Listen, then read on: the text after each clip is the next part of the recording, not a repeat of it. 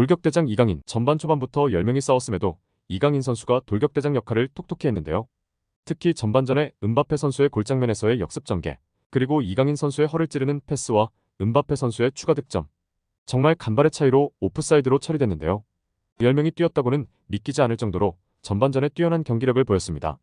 그리고 파리 생제르맹에는 신성 이강인을 넘어 새로운 스타가 또 등장했는데요. 굿모닝 풋볼과 함께 알아보도록 하겠습니다. 한국을 넘어 유럽에서도 엄청난 실력과 더불어 인기까지 갖춘 이강인이 르하브르전에 선발 출전하게 되었습니다. 파리 생제르맹은 한국 시간으로 12월 3일 오후 9시에 프랑스 르하브르 A씨와 리그 14라운드 경기를 하게 되었는데요. 현재 파리 생제르맹은 9승 3무패로 리그 1위를 달리고 있는 반면에 르하브르는 리그 8위에 위치해 있습니다. 이번 경기는 한국 팬들뿐만 아니라 유럽 팬들에게도 엄청난 화제가 되고 있는데요. 그 이유는 바로 파리 생제르맹이 최초로 한글 유니폼을 입고 경기에 나서게 되기 때문입니다. 여타 유니폼 판매용으로 가는 다른 아시아 선수들에 비해 이강인 선수는 U20 월드컵에서 골든볼을 받는 등 스스로를 실력으로 계속 증명해왔으며 이곳 파리에서도 마찬가지였습니다. 그리고 그러한 점을 바탕으로 우리가 흔히 TV에서만 보던 유럽 내에서도 최고의 선수들을 제치고 경기에 나서게 되었으며 이로 인해 많은 한국 팬들이 파리 생제르맹에 새로 유입되었습니다. 결과적으로 파리 생제르맹 내에서도 구단 역사상 최초로 한글이 새겨진 유니폼을 입고 경기를 펼치게 되었는데 마침 이강인 선수가 선발 출장하게 되었습니다. 특히 많은 언론사들이 오늘 경기에서 이강인 선수의 선발을 예상했는데요. 그러한 이유는 이번 경기 포스터에 답이 나와 있기 때문이죠. 이번 경기에서는 5명의 파리 생제르맹의 주축 선수들이 포스터에 등장했는데 그중 센터는 바로 이강인 선수가 차지하는 놀라운 일이 있었는데요. 아마 이제는 프랑스 내에서도 이강인 선수의 뛰어난 실력을 인정하고 있는 것 같습니다.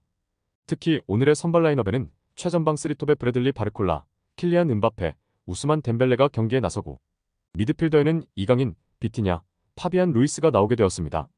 여기에 수비진에는 솔레르, 무키엘레, 다닐로 페레이라, 하키미 그리고 돈나룸마가 골문을 지키게 되었습니다. 특히 프랑스 파리 내에서도 이강인의 파급력이 엄청난데요. 그러한 이유는 유니폼뿐만이 아니었습니다. 이번 11월달 파리 생제르맹 11월의 골에 대해 투표를 했는데요. 3,000명이 넘는 파리 생제르맹 팬들의 투표에서 무려 60%에 육박하는 엄청난 표를 이강인 선수가 받았습니다. 특히 2위는 프랑스뿐 아니라 전 세계 최고 선수 중 한 명인 은바페 선수의 득점이었는데요. 이런 부분을 보니 파리 팬들이 얼마나 이강인 선수에게 푹 빠졌나 알 수 있는 대목인 것 같습니다. 한 프랑스 현지 해설자는 이강인 선수의 왼발을 마치 축구의 신 리오넬 메시와도 비교하기도 했는데요. 그가 쓰는 왼발은 마치 메시의 왼발 같다. 특히 그들이 뛰는 모습은 매우 닮았다며 엄청난 극찬을 하기도 했습니다. 현지 팬들은 메시와 사이가 안 좋았던 은바페를 두고 이제는 은바페가 이강인마저 질투하는 것이 아니냐며 우스갯소리를 하였는데요. 이런 부분들을 봤을 때 이강인 선수가 얼마나 이 팀에서 핵심 선수로 거듭나고 있는 것에 대해 알 수 있는 부분입니다.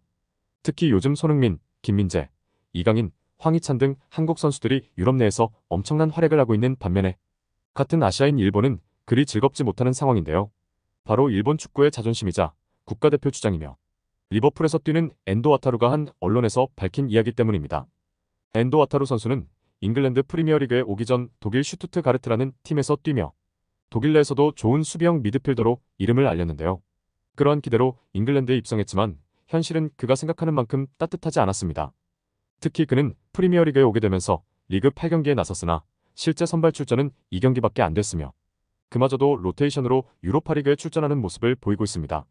이러한 점을 봤을 때 유럽에서 잔뼈가 굵은 일본의 주장도 곤욕을 치르는 게 유럽 리그인 반면에 세계 최고의 팀 중 하나인 파리 생제르맹에서 뛰어난 활약을 하는 이강인 선수의 실력이 새삼 대단하게 느껴집니다. 경기가 시작되고 파리 생제르맹은 초반부터 엄청난 악재를 만나게 되었습니다. 바로 주전 골키퍼인 돈나룸마의 퇴장인데요.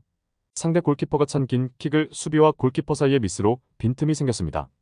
그 사이로 상대팀 공격수가 집요하게 파고들었고 이미 골키퍼인 돈나룸마 선수가 나오기엔 늦은 상황이었는데요. 결국 돈나룸마 선수는 발을 뻗었고 그로 인해 다이렉트 퇴장을 당하여 결국 파리 생제르맹은 10명으로 뛰게 되었습니다. 하지만 파리는 파리였습니다. 특히 전반 20분에는 이강인, 은바페, 덴벨로로 이루어지는 환상적인 패스 플레이가 나왔는데요. 10명인 상태에서도 주요 선수들의 환상적인 플레이로 르하브르의 수비진을 가볍게 허물고 1대1 찬스를 만들었습니다. 아쉽게도 골키퍼의 선방에 막혔지만 사람이 한 명 부족한 상태에서 어떻게 풀어나가야 하는지에 대해 이강인 선수가 똑똑히 보여주는 장면이었는데요. 특히 사람이 한 명 부족한 상태에서는 볼을 끄는 게 아니라 한 번의 빠른 패스를 이어가는 터치를 통해 사람이 많은 중앙 지점을 가볍게 빠져나오는 장면을 볼 수 있었는데요. 이러한 부분을 봤을 때 이강인 선수의 축구 지능이 얼마나 뛰어난지 볼 수 있는 대목이었습니다. 뿐만 아니라 첫 골이 터진 3분 후도 마찬가지였습니다. 이번에도 이강인 선수가 중원에서 공을 탈취했고 전과 마찬가지로 이강인 덴벨레 음바페로 플레이가 이루어지는 장면이었습니다.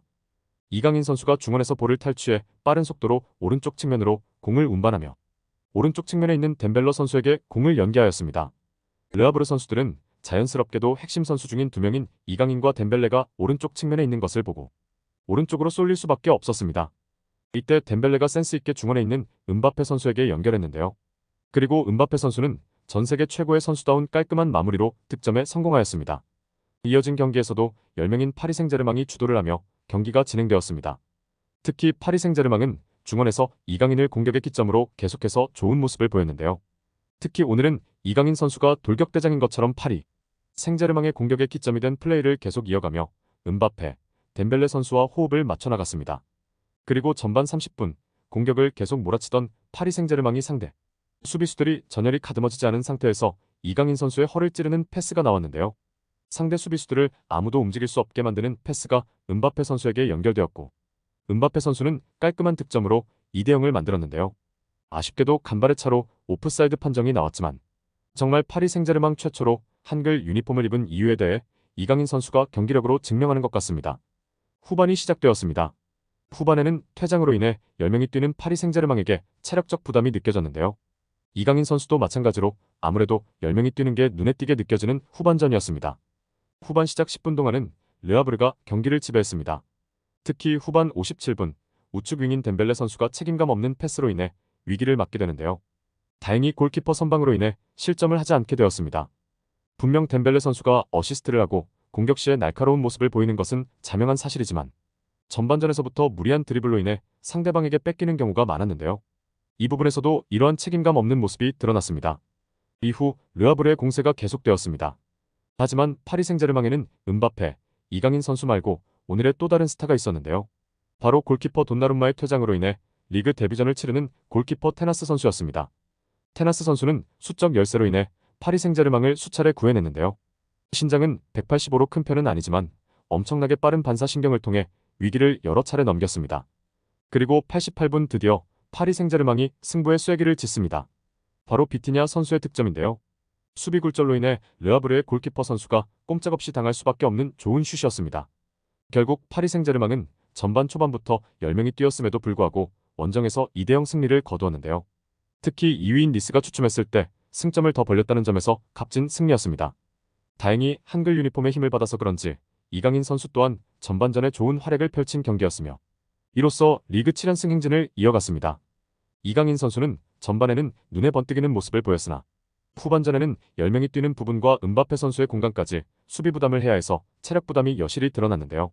오늘 패스 성공률은 89%, 드리블 성공 3회 등 좋은 모습을 보였지만 반대로 경기 내에서 가장 많이 볼 경합에 실패하는 모습 또한 드러났습니다.